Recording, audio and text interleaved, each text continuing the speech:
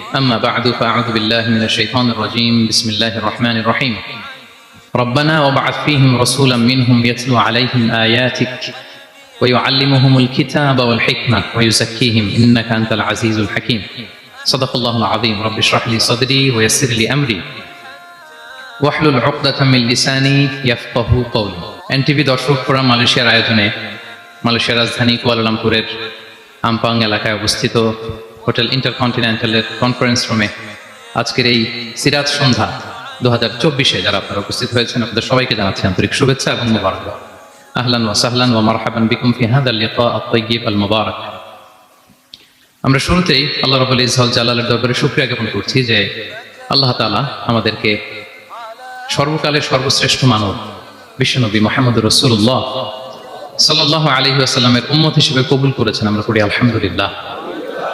অসংখ্য লাখো কোটি অযুত লক্ষ নিযুত কোটি দরুদ এবং সালাম বিষ্ণু ঈসা ইসলামের প্রতি, যিনি আজীবন আমাদেরকে to the right sense of direction, সঠিক পথের দিশা, আলোর দিশা দেখাবার জন্য চেষ্টা করে গিয়েছেন।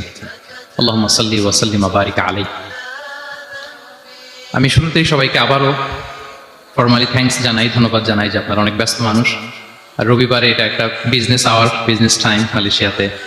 আর অনেককেই তো চিনি, আমি তো প্রায় এক যুগ এখানে, সবাইকে চিনি, সব ব্যবসায়ীরা আসছে এখানে মাশাআল্লাহ।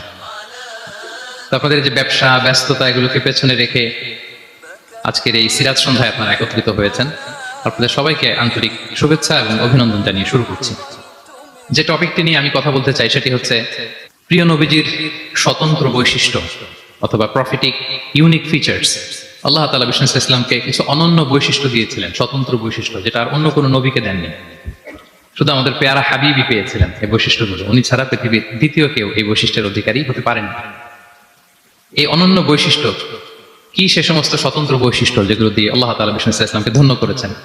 এই বৈশিষ্ট্যগুলো নিয়ে আজকে আমরা জানবার চেষ্টা করব, কিভাবে আমাদের নবী unique, some distinctive characteristics of prophet Muhammad সাল্লাল্লাহু আলাইহি ওয়াসাল্লাম। এই টপিকের উপর আমরা কিছু কথা শুনবো ইনশাআল্লাহ। আমরা যদি একটু পেছন থেকে শুরু করি, ব্যাক টু দ্য হিস্ট্রি, তাহলে দেখবো এই যে বিষ্ণু ইসলাম 570 খ্রিস্টাব্দে আব্দুল্লাহ এবং আমেনা ওনাদের ঘর উজাড় করে আলোকিত করে পৃথিবীতে শুভাগমন করেছিলেন। এ ধরার বুকে ওনার শুভাগমনের 2000 বছর আগে সাইয়েদনা ইব্রাহিম আলাইহিস সালাম ওনার আগমনের জন্য আল্লাহ তাআলার কাছে প্রার্থনা করেছিলেন। We have to connect the dots. History বুঝতে হলে আপনাকে ডটগুলো একটু কানেক্ট করে নিতে হবে। বিষ্ণু ইসলামের ধরার বুকে শুভাগমনের 2000 বছর আগে মক্কার ধুধুমরু প্রান্তরে আল্লাহর খলিল ইব্রাহিম আলাইহিস সালাম আল্লাহর কাছে একটা দোয়া করেছিলেন।